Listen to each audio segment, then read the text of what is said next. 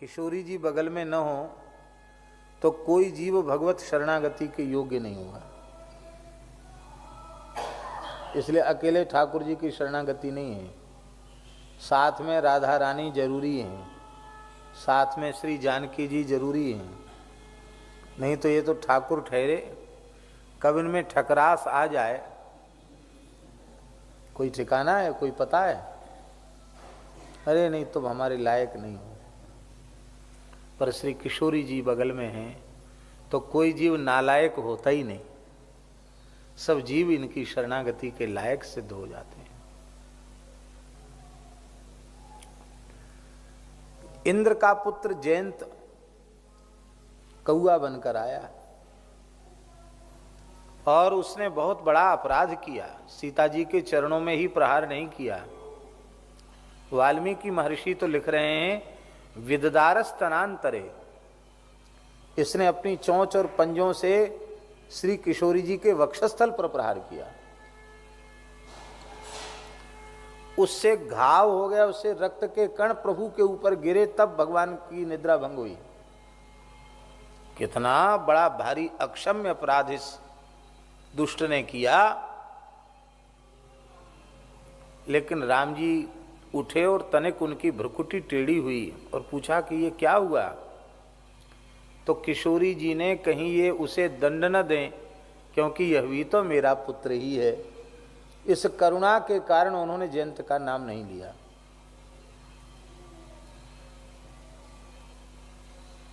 ये तो नहले पे दहला करने वाला था।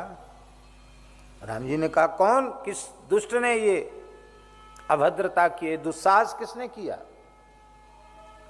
ये बोला कांव कांव। अच्छा, अपराध फिर सीना जोरी। अब वहां धनुष बाण नहीं था। क्यों नहीं था धनुष बाण? धनुष बाण क्यों नहीं था? वो तो पर्णशाला में था।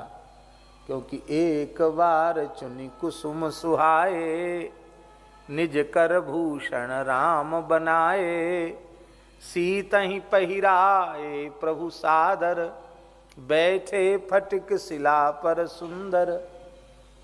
भगवान रास के पूर्व श्री किशोरी जी का अपने करकमल से श्रृंगार कर रहे हैं। वहां धनुष्बाण की आवश्यकता नहीं थी, इसलिए धनुष्बाण वहां नहीं था। अत्यंत मधुर लीला हो रही है, इसलिए धनुष्बाण वहां नहीं था। पर सरकार ने दंड देना आवश्यक समझा और एक सींक ऐसे चला दिया और कहा एक तिनका, और वही सींक ब्रह्मसर हो गया, ब्रह्मास्त्र हो गया। बेचारा जयंत जहां तक उसकी गति थी पूरे ब्रह्मांड में सर्वत्र गया, लेकिन काहू बैठन कहा न ओही, राखी को सके राम कर द्रोही। ब्रह्मा जी ने भगा दिया, शंकर जी ने भगा दिया, इंद्र ने भगा दिया, सब ने भगाया उसको। भाग यहां से, हमारा लोक भी जल के भस्म हो जाए, चल भाग यहां से। राम जी का प्रभाव देखने चला था, देख लिया ना प्रभाव। राम विरोधी को कोई नहीं बचा सकता है। नारद जी को तो वो चित्त में ही नहीं देता था। वो सोचता था माँ बाबा जी तो रोज आते हमारे पिताजी के दरबार में। नारद जी के प्रति उसकी कोई महत्व बुद्धि नहीं थी। लेकिन नारद देखा विकल जयंता, लाग दया कोमल चित संता। जयंत ने नारद जी को नहीं देखा, नारद जी ने। लेकिन नारद देखा विकल जयंता, लाग दया कोमल चित संता। जयंत ने नारद जी को नहीं देखा, नारद जी ने जयंत को देखा और उनके हृदय में दया आ गई। क्योंकि संत हृदय नवनीत समाना, कहु कबिन पर कहु न जाना। निज प्रताप द्रवय नवनीता, पर दुख द्रवहि संत सुपुनीता। नारद जी द्रवित हो गए, रे भैया जयंत कहाँ जा रहे हो? व्याकुल उसने कहा, अरे महाराज आप क्या पूछोगे, मैं जल जाऊंगा। अरे बताओ तो सही। राम जी का प्रभाव देखने गए थे ना चित्रकूट में, प्रभाव तो देख लिया, लेकिन एक चीज देखना बाकी है, स्वभाव। प्रभाव तो ये पूरे ब्रह्मांड में तुम्हें कोई बचाने वाला नहीं। अब स्वभाव देखो कैसा स्वभाव है। कहा वे अपनावेंगे, हमने अक्षम्य अपराध किया है। अरे तुम जाकर देखो तो सही। अस स्वभाव कहूं सुनऊ न देखूं, के ही खगेश रघुपति समले कहूं। कैसा स्वभाव है ये। गया, सो जाओ बाबा, जाओ हृदय बाबा, सो जाओ। ऐसे बैठो सीधे आंख खोल के।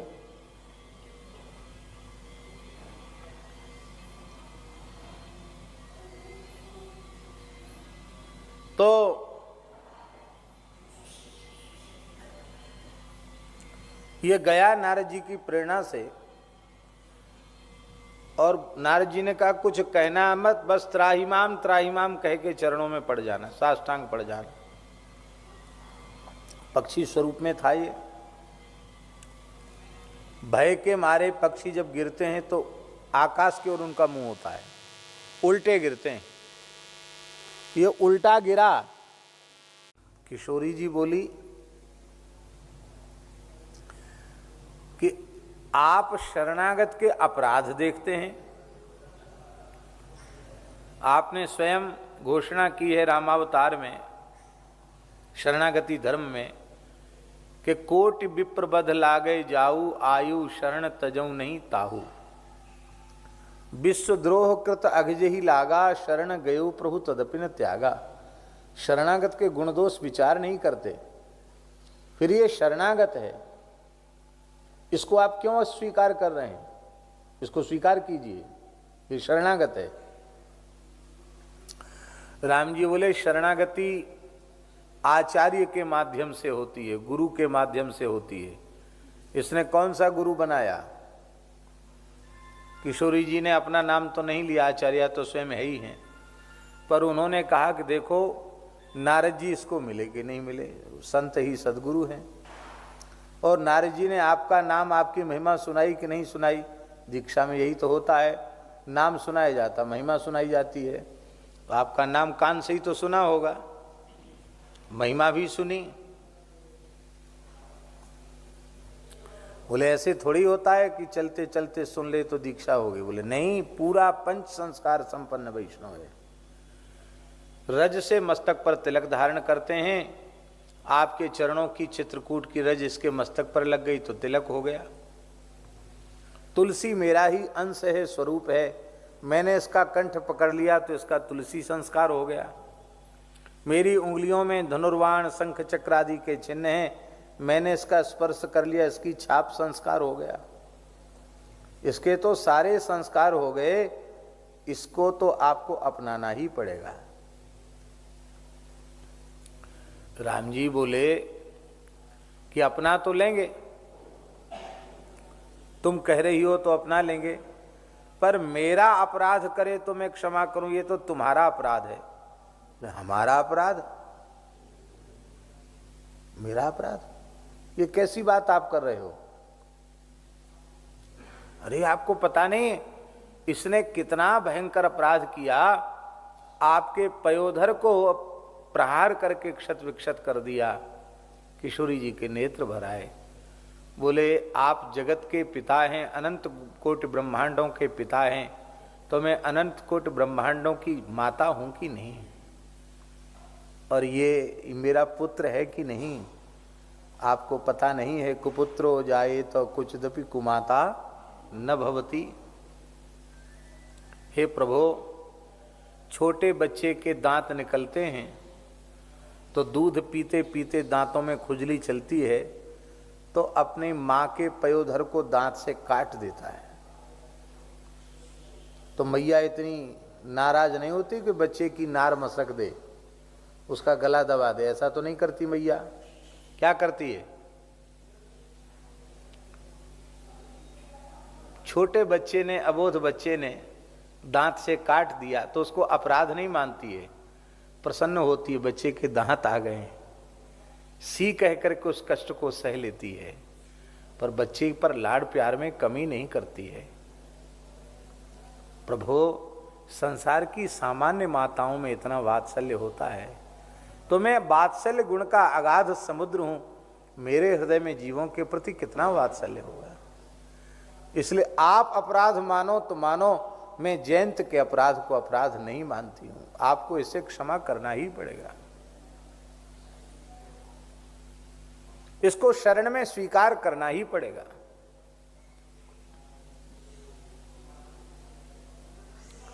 राम जी बोले अबोध बच्चे के अपराध माफ हैं। ये अबोध नहीं है, ये तो इंद्र का बेटा है, बड़ा पराक्रमी है, बृहस्पति जी से वेदादि शास्त्र इसने पढ़े हैं। राम जी बोले आप, किशोरी जी बोली आप समझते होंगे पढ़ा लिखा है, हम तो इसको इतना नादान समझती हैं कि इस बेचारे को इतना भी पता नहीं है कि दंडवत कैसे किया जाता है। एक प्रणाम तक करना इसको नहीं आता। छोटे बच्चे हैं ना, उनसे कहो प्रणाम करो, ढोक दो, तो वो यदि उधर मुंह किए हुए हैं तो उधर ही सिर करके इधर पीठ करके प्रणाम करने लग जाएंगे। बालक तो बालक हैं। इतना अबोध है, इसको बेचारे को पता ही नहीं किधर से प्रणाम किया जाता, कैसे किया जाता है, चित्त पर के किया जाता कि पट्ट पर के किया जाता है, सीधे लेट के कि उल्टे होके। हमने प्रणाम करना सिखाया कि बेटा ऐसे प्रणाम करो प्रभु के चरणों में। राम जी बोले अब तुम तो ऐसी बकालात कर रही हो, कुछ बकालात के आगे हम निरुत्तर हो गए, अब करना क्या है। बोले करना क्या है, इसको शरण में लेना है, इस पर कृपा करनी है। इसी बकालात का नाम है पुरस्कार। किशोरी जी जीवों की बकालात रघुनाथ जी के दरबार में करती है। राम जी ने कहा तुम्हारी बकालात के आगे तो हम निरुत्तर हैं, अब तुम जैसा कहोगी वही जजमेंट हमको करना पड़ेगा। वकील की बात जब जज भी निरुत्तर हो जाता है तो फिर वकील की बात उसको माननी पड़ती कि नहीं माननी पड़ती। हमारे जबलपुर वाले बड़े गोभक्त पटेरिया जी वकील साहब, हाई कोर्ट के वकील बैठे हैं, ये जानते हैं न्यायाधीश को वरिष्ठ वकीलों की बात माननी पड़ती है। राम जी बोले हम मानेंगे तो सही, लेकिन हमारी एक व्यवस्था तो तुम्हें बनानी पड़ेगी। क्या? हमारा बाण अमोघ है, हमने इस तिनके को, इस सींक को बाण बनाकर भेजा है, तो ये अपना काम नहीं करेगा तो ये बाण व्यर्थ हो जाएगा, तो मेरी मर्यादा नष्ट होगी। मर्यादा पुरुषोत्तम की मर्यादा नष्ट हो, ये कैसे? इसको तो तुम्हें बचाना पड़ेगा। जानकी जी बोली वो तुम्हारा विषय है, हमारा विषय नहीं। हमारा विषय केवल इतना है, इसको मुलजिम मत मानो, इसको शरणागत भक्त मानो, इसको स्वीकार करो। राम जी बोले वाह जी बढ़िया बात हुई, हमने अपने विषय के लिए कहा तो कहीं आपका विषय है, आप जाओ, आप न्यायाधीश हो। क्योंकि राम झरोखे बैठ के सबका मुजरा ले, जाकी जैसी चाकरी बाकू बैसोई दे। आप मुजरा लेते हो, आप सबके साथ न्याय करते हो, आप करो, आपकी व्यवस्था है, उसमें हमारा हस्तक्षेप नहीं है। लेकिन इसके लिए तो मेरा पक्षपात है, इसको तो आपको स्वीकार करना ही पड़ेगा। इसी को आचार्यों ने कहा है रामस्य गोष्ठी लघुताकता। राम जी की शरणागति की गोष्ठी को जानकी जी ने हल्की कर दिया। राम जी की करुणा भी हल्की पड़ गई जानकी जी की करुणा के आगे। ऐसी श्री किशोरी जी की करुणा है। आज दावत है, खाना मैं बनाऊंगा। कुछ खास? What would she like? दावत की करुणाचार्यों ने कहा है रामस्य गोष्ठी लघुताकता। राम जी की शरणागति की गोष्ठी को जानकी जी ने हल्की कर दिया। राम जी की करुणा भी हल्की पड़ गई जानकी जी की करुणा के आगे। ऐसी श्री किशोरी जी की करुणा है। पूज्य बक्सर वाले मामा जी का एक पद है, दीदी करुणा कहाँ बिसारी। बड़ा अद्भुत पद है। किशोरी जी की करुणा अद्भुत है, अद्भुत करुणा है। तब राम जी ने व्यवस्था बनाई। वाल्मीकि में लिखा है हिनस्तिस्म सदक्षिणम, उस कौए का एक आंख, एक नैन कर तजा भवानी, एक नेत्र उसने, भगवान ने बाण से उसका फोड़ दिया। तो बाण किसी अंश में चरितार्थ हो गया। इस एक नेत्र फोड़ने का भाव भी है, बड़ा सुंदर भाव है। मानो किशोरी जी ने कृपा की, रघुनाथ जी ने कृपा की, तो इसको एक दृष्टि प्रदान कर दी। अब तक ये भेद देखता था, राम जी को सामान्य पुरुष समझता था, जानकी जी को सामान्य सुंदरी स्त्री समझता था, भेद भरा था इसकी दृष्टि में। अब इसको समझ में आ गया। गिरा अर्थ जल बीच सम, कहियत भिन्न न भिन्न, बंदौ सीता राम पद, जिन्हीं परम प्रिय खिन्न। श्री सीताराम जी दो होकर भी एक हैं, एक होकर भी दो हैं, ये एक ही हैं। ये भाव इसकी समझ में आ गया। एक नयन करता जा भवानी, इसकी भेद दृष्टि, दूसरी दृष्टि जो भेद वाली थी वो समाप्त कर दी। जानकी जी ने कहा आपने मरी व्यवस्था तो बना दी, लेकिन हमारा बेटा, उसको लोग कहेंगे कनवा, काना है, ये कहेंगे ना लोग, कहेंगे देखो शरण में तो लिया पर बेचारी की एक आंख तो फोड़ ही दी। राम जी बोले तब ये व्यवस्था तुम बनाओ, इतना हमने किया तो थोड़ा तुम भी करो। जानकी जी ने कहा मैं कृपा करती हूँ इस पर, इसकी आंख तो एक ही रहेगी, पर इतनी जल्दी जल्दी घूमेगी दोनों तरफ कि देखने वाला कोई अनुभव नहीं कर पाएगा कि ये एकाक्षी है, कनवा है। सबको यही लगेगा इसकी दोनों आंख है। कौआ की एक ही आंख होती है, दो आंख कौए की नहीं होती है, पर एक ही उसका नेत्र गोलक इतने जल्दी इधर उधर घूमता है कि आप अनुभव नहीं कर सकते कौआ की एक आंख है। राम जी बोले ये जब तक पास में रहेंगी तब तक किसी दुष्ट को मारने नहीं देंगी, चाहे रावण आ जाए और चाहे कोई आ जाए, किसी दुष्ट को मारने नहीं देंगी। इसलिए जब खरदूषण तृषा आए तो राम जी ने कहा लक्ष्मण जी तुम जानकी जी को लेके कंदरा में चले जाओ। अब हम आपसे पूछते हैं, राम जी को डर था क्या? लक्ष्मण जी कमजोर हैं क्या? और भगवती सीता पराम्बा जिनके उपजे ही जासु अंश गुण खानी, अगणित लक्ष्मी उमा ब्रह्माणी, ऐसी श्री किशोरी जी वो क्या स्वयं शक्तिहीना है क्या? तो कंदरा में छिप जाओ ये क्यों कहा? बोले हम मारेंगे और ये बीच में खड़ी हो जाएंगी। नहीं नहीं हमारे पुत्र हैं, छोड़ दो। लो साहब, लक्ष्मण जी से कहा इनको छिपा के रखो, हमारी लीला हो जाए तब लाना। इसलिए राम जी ने कहा, क्या कहा? तुम पावक मह करो निवासा।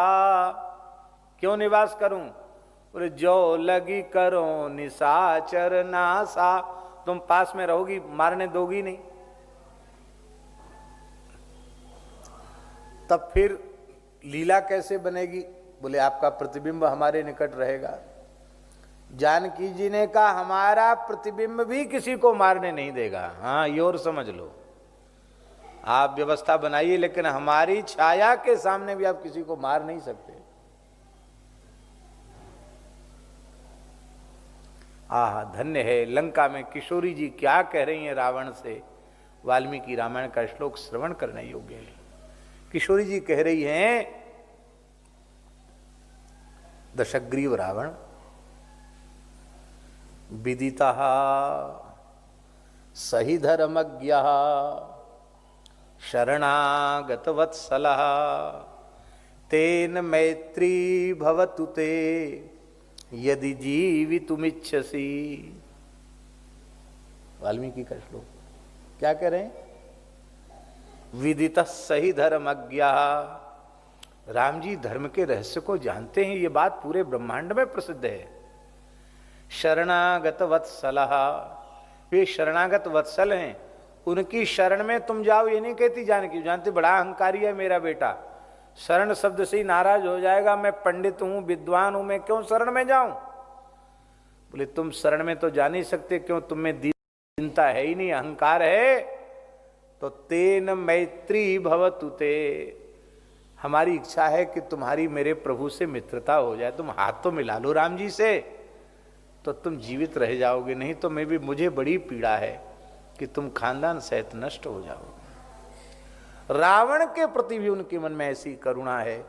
भैया आचार्य और सद्गुरु, इनके हृदय में जीवों के प्रति ऐसी ही करुणा होती है। ऐसी करुणा न हो तो हम लोगों का कहाँ ठौर ठिकाना है। करोड़ों करोड़ों जन्म की माताएं उतना वात्सल्य नहीं दे सकती हैं जितना वात्सल्य आचार्य सद्गुरु जीवों को कृपा पूर्वक प्रदान करते हैं। संसारियों का वात्सल्य संसार में डुबाने वाला होता, संसार से उबारने वाला नहीं होता, किंतु संत सद्गुरु का वात्सल्य जीव को संसार से उबारने वाला होता है। इसलिए जानकी जी आचार्या हैं, इसलिए तुलसीदास जी महाराज ने जानकी की बलिजयी हो और जानकी जीवन की बलिजयी हो, क्योंकि जानकी जी की कृपा के बिना और राम जी की शरणागति होगी नहीं।